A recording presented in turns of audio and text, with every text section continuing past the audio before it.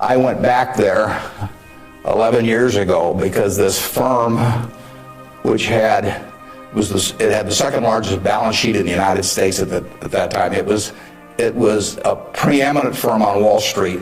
John Goodfriend, who ran it, had his picture on the front of Business Week as the King of Wall Street. And in late in April 1991, he made a fateful decision. It was reported to him that an employee down the line had flim-flammed the U.S. Treasury, had broken some rules, tried to play games with him. And John did not report that fact to the Treasury or to the Federal Reserve or to the SEC or to anybody else. He didn't do anything wrong himself, but he got behind the curve. He didn't report it. The president of the company, Tommy Strauss, didn't report it. If you saw that Katie Couric show on Sunday night on the Central Park Jogger, Tom Strauss was on there, but Tom Strauss ended up losing he was president of Solomon Brothers. John was chairman, John Goodfriend. They didn't do anything. They dawdled. And after a few weeks, the same guy that had committed the terrible acts earlier, on May 15th, he did the same thing again at a Treasury auction.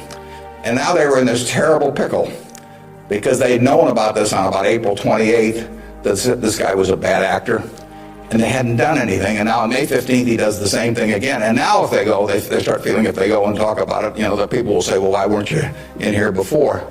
So they just kept trying to shove it out of their mind and do other things. And it came within inches of destroying the firm. It destroyed their careers. I mean, John Goodfriend had spent 30 years in Wall Street and had a fine reputation. The King of Wall Street was brought down by one simple act of omission. All he had to do was pick up the phone. Jerry Corrigan was head of the New York Fed. He had to pick up the phone and say, Jerry, you won't believe this, but this crazy guy in our Treasury Department, a fellow named Mosier, has just done this thing, and I'm terribly embarrassed, and what can we do to make it right? I mean, and Jerry Corrigan, being Jerry Corrigan, would have turned red in the face and gotten very mad and issued a lot of language I couldn't repeat here, but in the end, he would have said, thanks for calling and telling us about it immediately, and we'll slap a fine on you or do whatever is appropriate.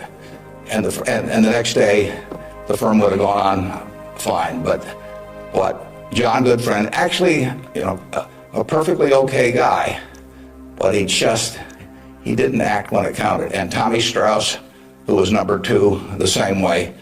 And later on, they were fined and in a certain way kicked out of the securities industry. And Solomon barely survived. 8,000 employees around the world had their future in real jeopardy because of that single act. So just apply the newspaper test. That's what I tell our managers. I could have a 1,000-page book of ethics. I could have all kinds of rules and hundreds of but in the end, just all you got to do is think about it. You really want what you're doing put on the front page of the paper tomorrow to be read by your parents, by your spouse, by your kids, by your neighbors, by your coworkers. And if you're embarrassed about it, just forget about it. You're all going to do well financially. The nice thing about it is, you live in America in the year 2003. You don't live in Bangladesh. You don't live in America, of 1790 when it would. You live in a society which has a GDP of over 10 trillion, and you can just pick up the crumbs and you're going to do great. You've all got the qualities. It takes three qualities essentially to do well, and extremely well actually in this country. It takes intelligence, it takes energy, and it takes integrity. Now, everybody in this room has the requisite intelligence. You wouldn't be here if you didn't. I mean, it doesn't take 180 IQs, although I'm sure you all have those. But it takes reasonable intelligence. You're getting a great education. You've got the energy. That's why you've shown up in school. And it takes integrity. And I say, if you don't have integrity, we don't want to hire somebody that's got intelligence and energy if they don't have integrity. We'd rather hire somebody that's dumb and lazy if they don't have integrity, because they probably will never get around to cheating us or doing something. Last thing in the world I want is somebody that's lacks in. Mosier had intelligence and energy at Solomon. He was head of the government bond trading thing, and he had lots of intelligence and he had lots of energy. and he went to jail, and he almost brought down the firm. So, and integrity is absolutely an option. You may not be able to throw a football 60 yards, and you may not be able to run the 100 in 9.8. You may not be able to sink 3-pointers but you can choose where you stand on the integrity scale. You weren't born wired one way or the other. That is an absolute choice you make. And the heroes I've had in life have been the people that I felt stood out in that respect. My number one hero was my dad, but I've had other heroes, Tom Murphy, Ben Graham, people like that. And the reason I admired them was not because they were the smartest people in the world, although they were plenty smart. And it wasn't because they made the most money. That meant nothing. It's really because I felt they were the classiest people that I ever met in my life. I mean, I saw them behave over year after year after year in a way that I could write their story on the front page of any newspaper, and even in an unfriendly tone, and I could not do anything that would embarrass them in the least. They behaved extraordinarily well. And having the right heroes, is terribly important. You tell me who a 10-year-old's heroes are, and I can give you a pretty good prediction about how they're going to turn out. You want to choose your heroes very carefully, because you're going to look like them at some point, and you're lucky if you've got the right ones. I'll give you an aside, and then we'll get on to your questions. But it's something, you're not parents yet, most of you. But when you're a parent, you are the natural hero of your child. You're this great big thing. There's two of you great big things, and there's a little tiny child dependent on you. Everything.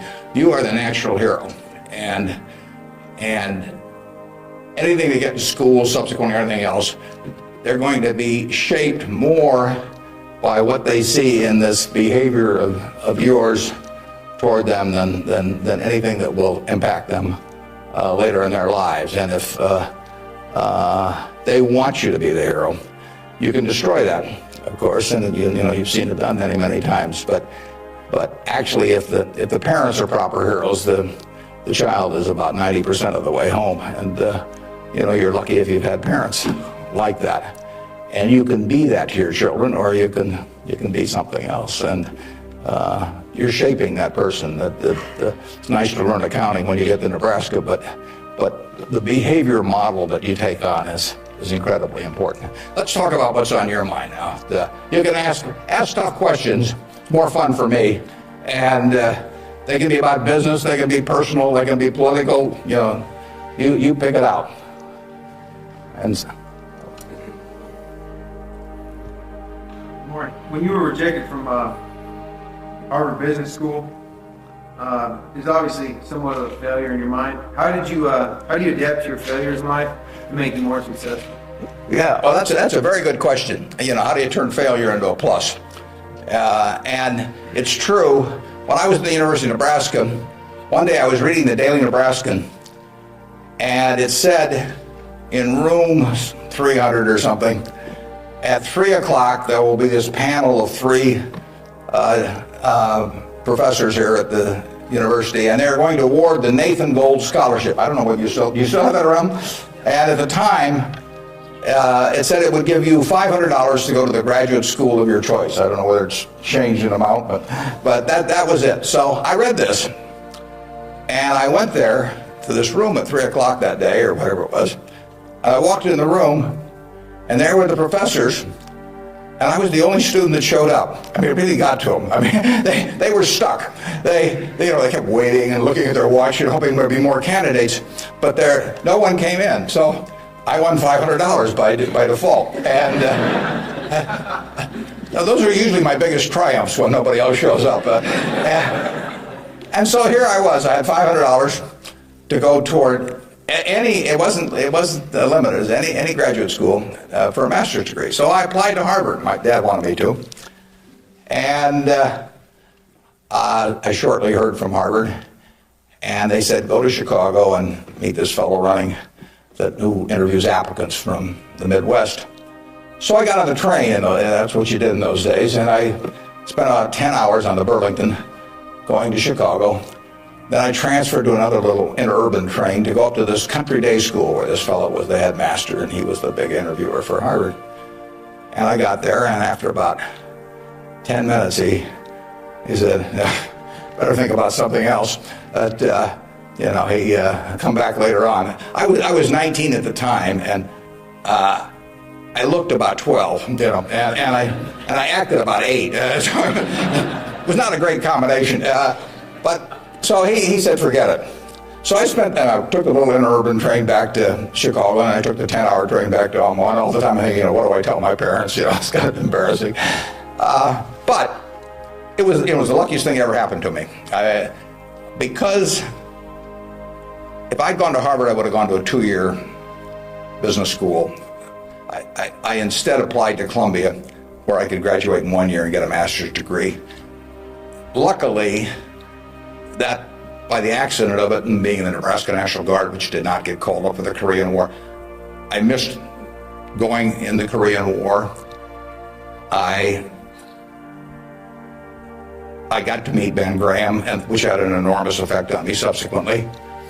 And I probably got my wife that way because she was going to Northwestern, and I was able to put on sort of a full court press because I got out in 1 year. And otherwise, she'd have met some other guy. I mean, I got her before the competition showed up. And so it worked out wonderfully. It couldn't have worked out better. And that's been my life, basically. I mean, things, you will get some disappointments, but the future is what counts.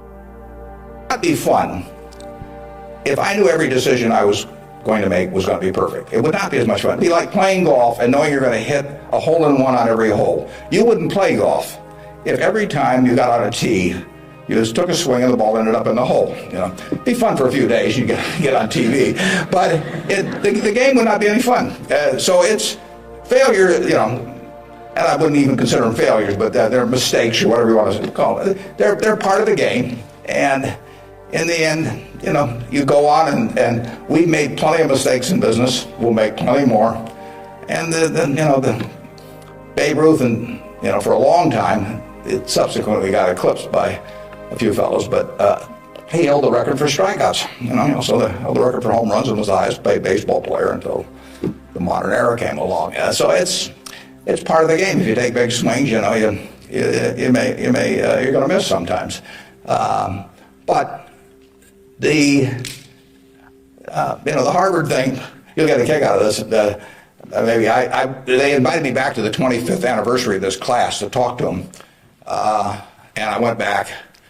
It was kind of embarrassing because this was the 25th reunion, and the class was talking about the next 25 years to these alumni that were back after 25 years, and my job was to talk about the next your financial future in the next 25 years. This was in, whenever it was, in the mid-70s. And right before me on the program, Masters and Johnson were talking about the next 25 years of their sex lives. So nobody stayed around for my talk. But that night at the alumni meeting, the fellow who was president of the class stood up and said, we're big enough to admit when we make mistakes around here, and we turned this guy down and threw him back in the water. And so now we'd like to make him an honorary member of the class. So they did it, and they voted, and everybody voted for it. And I stood up and I said, I recited the story that I told you. And I told him, I said, at the time I was kind of philosophical about this. I was young, and maybe my grades weren't that good or something. And so I took the rejection kind of well. But I said, now that I've met the people that got into class, I'm really sore.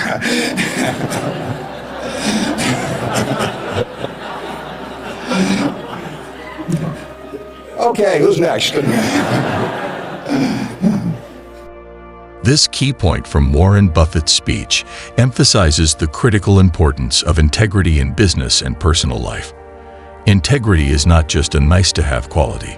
It is the cornerstone of long-term success and reputation. Buffett shares a poignant example from his experience with John Goodfriend and Solomon Brothers. A single act of omission, failing to report a fraudulent activity, almost destroyed the firm and many careers. This incident illustrates that intelligence and energy are not sufficient without integrity. Buffett stresses that applying a newspaper test can help maintain one's integrity. If you wouldn't want your actions reported on the front page of a newspaper, don't do it. This principle is vital in building a reputable and successful career. Buffett also highlights the significance of choosing the right heroes. He explains that the individuals you admire and look up to can greatly influence your own behavior and values. For Buffett, his father was his primary hero, alongside other notable figures he respected for their integrity and class. The heroes we choose act as role models, shaping our decisions and actions. Therefore, selecting heroes with strong moral values is crucial for personal development. This choice impacts not only how we are perceived by others, but also how we perceive ourselves and our contributions to society. In discussing the value of integrity, Buffett makes it clear that this quality is a personal choice, not an inherent trait. Regardless of one's natural talents or abilities, anyone can decide to act with integrity. This decision is especially important for leaders and managers, as their behavior sets the standard for their entire organization. Integrity builds trust, fosters loyalty, and creates a positive work environment. By consistently demonstrating integrity, leaders can inspire their teams to do the same, leading to collective success and a robust ethical culture within the organization. Buffett's speech also touches on the broader implications of integrity in life. He notes that while intelligence and energy can lead to financial success, integrity ensures that this success is sustainable and respected. He reflects on his heroes not for their financial achievements, but for their moral standing and the respect they garnered from others. This perspective underscores that true success is measured not just by wealth, but by the legacy of trust and respect one leaves behind. Integrity, therefore, is essential for achieving a fulfilling and impactful life. Finally, Buffett's insights emphasize that integrity is a lifelong commitment. It is not a one-time decision, but a continuous practice. He encourages his audience to consistently evaluate their actions and decisions through the lens of integrity. By doing so, they can navigate challenges and temptations with a clear moral compass. This approach not only enhances personal and professional relationships, but also ensures a lasting positive impact on the world. In summary, Buffett's speech serves as a powerful reminder that integrity is the foundation of true and enduring success.